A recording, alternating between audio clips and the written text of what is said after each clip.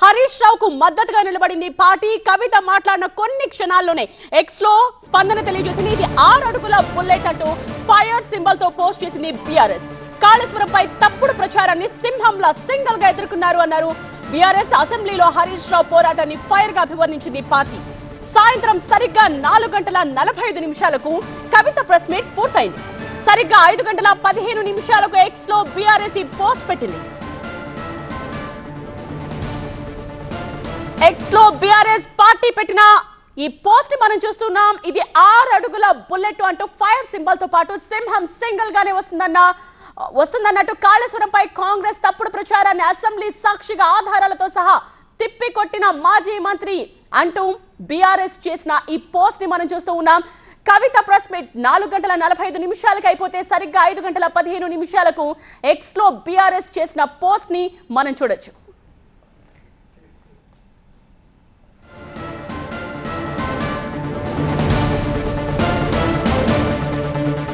Chief reporter Rakesh live లో సిద్ధంగా ఉన్నారు దీనికి సంబంధించిన డీటెయిల్స్ తో. సో రాకేష్, ఈ ఒక్క పోస్ట్ తో అర్థమైపోతోంది ఖచ్చితంగా బీఆర్ఎస్ పార్టీ మొత్తం ఇటు హరీష్ కే సపోర్ట్ ఉంటుంది, కవితకు కాదు అన్నది. సో చర్యల విషయంలో ఏమైనా క్లారిటీ వస్తుందా? ఈ పోస్ట్ ని మనం ఎలా చూడాలి? ఎస్, దిస్ ద ఇండికేషన్ మనం చూపిస్తున్నాము. బీఆర్ఎస్ పార్టీకి సంబంధించిన official Twitter handle, X handle. ఈ హ్యాండిల్ని 2014 నుంచి మెయింటైన్ చేస్తున్నారు. అఫీషియల్గా పార్టీకి సంబంధించినటువంటి కార్యక్రమాలు, పార్టీకి సంబంధించినటువంటి విషయాలు దీంట్లో పోస్ట్ చేస్తూ ఉన్నారు. దీంట్లో కొంచెం కిందకెళ్తే కనుక ఇంతకుముందే ఎగ్జాక్ట్ 17 మినిట్స్ బ్యాక్ ఒక పోస్ట్ పెట్టారు. నిన్న అసెంబ్లీలో హరీష్ రావు మాట్లాడినటువంటి మాటల్ని కోట్ చేస్తూ, హరీష్ రావు చేసినటువంటి స్పీచ్లను కోట్ చేస్తూ పెట్టారు. దాంట్లో సింహం సింగిల్గానే వస్తుంది, కాళేశ్వరంపై కాంగ్రెస్ చేసినటువంటి తప్పుడు ప్రచారాల్ని ఒక్క వ్యక్తే తిప్పికొట్టారంటూ అప్రిసియేట్ చేస్తూ పెట్టారు. దాంట్లో ఇది 6 అడుగుల బుల్లెట్ అంటూ టైటిల్తో దీన్ని పెట్టారు. దాంతోపాటు ఇంకొక ఆసక్తికరమైనటువంటి విషయం కనిపిస్తుంది. ఏ ట్విట్టర్ హ్యాండిల్లోనైనా దేన్నైనా పిన్ చేయాలనుకుంటే, ఒక పోస్ట్ని పిన్ చేస్తే కనుక అది ఎప్పుడూ పైనే ఉంటుంది. ఎందుకు పిన్ చేస్తారు ఆ పోస్ట్ని అంటే, అది చాలా ఇంపార్టెంట్ అయి ఉంటే ఆ డేకో లేకపోతే చాలా ఎక్కువ రోజులు అది పైనే కనిపించాలి ఆ పోస్ట్ అనుకుంటే కనుక దాన్ని పిన్ చేస్తూ ఉంటారు. ఇక్కడ కూడా ఇప్పుడు ఈ పోస్ట్ చేయగానే ఇది 6 అడుగుల బుల్లెట్ అంటూ హరీష్ రావుకు సపోర్ట్గా ఎప్పుడైతే పోస్ట్ చేశారో ఆ పోస్ట్ చేసినటువంటి ఆ పోస్ట్ని పిన్ చేశారు. అంటే హ్యాండిల్లో ఎక్కువ రోజులు అలాగే ఉండేలాగా చేశారు. దీన్ని బట్టి అర్థం చేసుకోవచ్చు బీఆర్ఎస్ సోషల్ మీడియాకు సంబంధించినటువంటి ఈ హ్యాండిల్ను బీఆర్ఎస్ సంబంధించినటువంటి ముఖ్య నేతల కన్సర్న్లను నడుస్తుంది. ఏ పోస్ట్ పెట్టాలన్నా కూడా కొన్ని అప్రూవల్స్ ఉంటాయి, కొన్ని గైడ్లైన్స్ ఉంటాయి, పార్టీకి సంబంధించినటువంటి గైడ్లైన్స్. వాటి ఆధారంగానే దీంట్లో పోస్టులు పెడుతూ ఉంటారు ఏ నేతకు సంబంధించిన. ఇంకా కొంచెం దీంట్లో వెనక్కి వెళ్తే సరే, నిజంగానే నిన్న అసెంబ్లీలో హరీష్ రావు మాట్లాడిన దాన్ని అప్రిసియేట్ చేస్తూ హరీష్ రావు మాట్లాడినటువంటి బైట్స్ని కట్ చేసి దీంట్లో పెట్టారు, వాటిని ప్రమోట్ చేస్తున్నారు అనుకోవచ్చు. కానీ నిన్న ఎక్కడ కూడా అసెంబ్లీ నిన్న రాత్రి ముగిసింది, ఆయన అయితే దాదాపుగా 8 గంటల వరకే ఆయన అసెంబ్లీలో మాట్లాడారు. కానీ ఆ తర్వాత ఎక్కడ కూడా దానికి సంబంధించిన పోస్ట్ లేదు. ఇప్పుడు కొన్ని నిమిషాల క్రితం సడన్గా ప్రత్యక్షమైంది, సోషల్ మీడియా హ్యాండిల్లో దాన్ని పిన్ చేశారు. సో దీన్ని బట్టి అర్థం చేసుకోవచ్చు బీఆర్ఎస్ పార్టీ హరీష్ రావుకి మద్దతుగా నిలబడింది. బీఆర్ఎస్ పార్టీ సోషల్ మీడియా నుంచే దీన్ని మనం ఇండైరెక్ట్గా చెప్పబోతున్నారనే విషయాన్ని అర్థం చేసుకోవచ్చు. ఎవరు ఇండికేషన్ లేకుండా ఇది జరిగేటువంటి అవకాశం అయితే లేదు. ఖచ్చితంగా పార్టీ ఒక నిర్ణయం తీసుకోబోతుంది అనేది మనకు కొద్దిగా అర్థమవుతుంది. ఒకవైపు ఫామ్ హౌస్లో భేటీ జరుగుతుంది, ఫామ్ హౌస్ భేటీలో ఏదైనా నిర్ణయం తీసుకునేటువంటి అవకాశం కనిపిస్తున్నట్లుగా కూడా చెప్తున్నారు. మనం చాలామంది లీడర్స్ని కాంటాక్ట్ చేసాం, సీనియర్ లీడర్స్ని చాలామందిని టచ్ చేసాము, అందరినీ మాట్లాడాల్సిందిగా అడిగాము, బయట కోరాం. కానీ అందరూ కూడా పైనుంచి మాకు ఆదేశాలు రావాలి, ఇది ఒక రకంగా ఫ్యామిలీకి సంబంధించినటువంటి ఇష్యూ, ఇష్టం ఉన్నట్టుగా పార్టీ లీడర్స్గా మేము పార్టీ లైన్లో ఉంటాం, కానీ పార్టీ లీడర్స్గా కేసీఆర్ ఫ్యామిలీ కుటుంబ సభ్యురాలుగా ఆమె మీద మాట్లాడలేము. అధినేత నుంచి ఒక లైన్ వస్తుంది, అక్కడ మీటింగ్ జరిగాక ఆ మీటింగ్లో కొంత క్లారిటీ వస్తుంది, ఆ క్లారిటీని బట్టి మాట్లాడతామంటూ చెప్తున్నారు.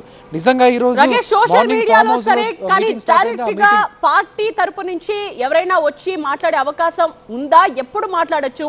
ఎందుకంటే ఆల్రెడీ అక్కడ కొన్ని గంటలుగా చర్చిస్తూ ఉన్నారు, ఎర్రవెల్లి ఫామ్ హౌస్ లో సీనియర్ లీడర్స్ అందరూ ఉన్నారు. అఫీషియల్ గా సోషల్ మీడియాలో అయితే పోస్ట్ పెట్టారు, బట్ బయటికి వచ్చి ఏమైనా మాట్లాడే సిచ్యువేషన్ ఉందా? లేకపోతే చర్యలు తీసుకుంటారనే ఒక లీక్ వల్లనే కవిత ప్రెస్ మీట్ ఏర్పాటు చేశారా? అసలు ఏం జరుగుతోంది? పార్టీలో ఒక సెన్సిటివ్ మ్యాటర్ అని చెప్పొచ్చు. ఎందుకంటే కవిత పైన ఇష్టమైనట్టుగా మిగతా లీడర్స్ మాట్లాడేటువంటి అవకాశం అయితే తక్కువ. పార్టీ ఏదైనా లైన్ ఇస్తేనో, పార్టీ ఏదైనా డిసైడ్ చేస్తేనో, పార్టీ ఏదైనా నిర్ణయం తీసుకుంటే దానిపైన మాట్లాడేటువంటి ఛాన్స్ ఉంటుంది. మిగతా విషయాలు వేరు, కవిత పైన మాట్లాడడం వేరు. కాబట్టి అందరూ కొంత సెన్సిటివ్గానే దీన్ని ఆలోచిస్తున్నారు. కానీ ఎక్కడైతే ఫామ్ హౌస్లో ఒక మీటింగ్ జరుగుతుందో, ముందుగా ఉదయం స్టార్ట్ అయినటువంటి ఆ మీటింగ్ రేపు ఎల్లుండి జరగబోయేటువంటి ఆందోళన కార్యక్రమాలు, CBI case, Kaleshwaram report, Congress చేస్తున్నటువంటి కుట్ర, వీటి మీద స్టార్ట్ అయింది. ఆల్ ఆఫ్ ది సడన్ ఎప్పుడైతే కవిత ప్రెస్ మీట్ పెట్టిందో ఆ మీటింగ్కి సంబంధించిన సబ్జెక్టే మారిపోయింది. ఇప్పుడు ప్రస్తుతం కవితకు సంబంధించిన విషయంపైనే మాట్లాడుతున్నారు. అందుబాటులో లీడర్లను రమ్మంటున్నారు. కొద్దిసేపటి క్రితమే ప్రశాంత్ రెడ్డి అక్కడికి రీచ్ అయ్యారు, జగదీష్ రెడ్డి అక్కడే ఉన్నారు, పల్లా రాజేశ్వర రెడ్డి ఉన్నారు. పల్లా రాజేశ్వర రెడ్డి ఎందుకున్నారనే విషయం పైన కూడా మనం కొంత మాట్లాడుకోవాలి. ఎందుకంటే గతంలో పార్టీలో సస్పెన్షన్కి సంబంధించి నిజామాబాద్ జిల్లాకు సంబంధించినటువంటి ఎమ్మెల్సీ భూపాల్ రెడ్డిని పార్టీ నుంచి సస్పెండ్ చేసినప్పుడు ఆయనే ఆ లెటర్ మీద సంతకం పెట్టి సస్పెన్షన్ని రిలీజ్ చేశారు. ఆయన ప్రధాన కార్యదర్శిగా పార్టీలో ఉన్నారు కాబట్టి. ఆ తర్వాత ఈటల రాజేందర్ని సస్పెండ్ చేసినప్పుడు కూడా అదే ఫార్ములా, కేవలం ఆయన సంతకంతోనే ఒక లెటర్ రిలీజ్ అయింది. పల్లా రాజేశ్వర రెడ్డి కింద సంతకం పెట్టారు. ఇప్పుడు కూడా అదే పల్లా రాజేశ్వర రెడ్డి ఫామ్ హౌస్లో ఉన్నారు. సో ఏం జరగబోతుంది అనేది కొంత ఇంట్రెస్టింగ్గా కనిపిస్తుంది. అయితే బయటకు వచ్చి అక్కడే ఒకవేళ ఏమైనా డిసిషన్ తీసుకుంటే కనుక, కేసీఆర్ ఏదైనా లైన్ ఇస్తే కనుక, అక్కడ ఉన్నటువంటి నేతలు అందరూ కూడా ఈ విషయాన్ని కొంత సెన్సిటివ్గా డీల్ చేస్తూ మాట్లాడగలిగిన సీనియర్ లీడర్లంతా ఇప్పుడు ఫామ్ హౌస్లోనే ఉన్నారు. ఇంకొంతమంది ఫామ్ హౌస్కి వెళ్తూ ఉన్నారు. కాబట్టి ఫామ్ హౌస్ బయటే ఏదైనా మాట్లాడేటువంటి ఛాన్స్ ఉంటుంది. అక్కడనే మీడియా అడ్రస్ చేసే ఛాన్స్ ఉంటుంది. లేదంటే ఈరోజు చర్చించుకొని రేపు ఆ నిర్ణయాన్ని తెలంగాణ భవన్లో అమలు చేసి తెలంగాణ భవన్లోనే మాట్లాడేటువంటి ఛాన్స్ కనిపిస్తుంది. కానీ ఏ నిర్ణయం తీసుకుంటారనేది చాలా ఇంట్రెస్టింగ్గా ఉంది. ఇక్కడి వరకు వచ్చాక పార్టీ అసలు అవినీతే జరగలేదు, కాళేశ్వరం ప్రాజెక్టు చాలా పెద్ద ఎత్తున రైతులకి తెలంగాణ భవిష్యత్తును మార్చినటువంటి ప్రాజెక్టు, అసలు అవినీతి జరిగేటువంటి ఛాన్సే లేదు, కావాలని కుట్రపూరితంగా కాంగ్రెస్ చేస్తున్నటువంటి ప్రయత్నంగా బీఆర్ఎస్ నిన్న అసెంబ్లీలోనూ మొన్న అంతకుముందు ప్రతిసారి దీన్ని సపోర్ట్ చేస్తూ వస్తుంది, కౌంటర్ చేస్తూ వస్తున్నారు. కానీ కవిత ఈరోజు అవినీతి జరిగింది అని చెప్పారు, ఎండార్స్ చేశారు. సో కాంగ్రెస్ పార్టీకో బీజేపీకో ఇది అస్త్రంగా మారుతుంది. వాళ్ళు రేపు పొద్దున మాట్లాడే ప్రతి విషయంలో కూడా సొంత కూతురనో, ఇన్ని రోజులు 10 ఏళ్ళు ప్రభుత్వంలో ఉన్నటువంటి కవితే దీన్ని ఎండార్స్ చేశారు, కవితే అవినీతి జరిగిందని చెప్పారని చెప్పుకునే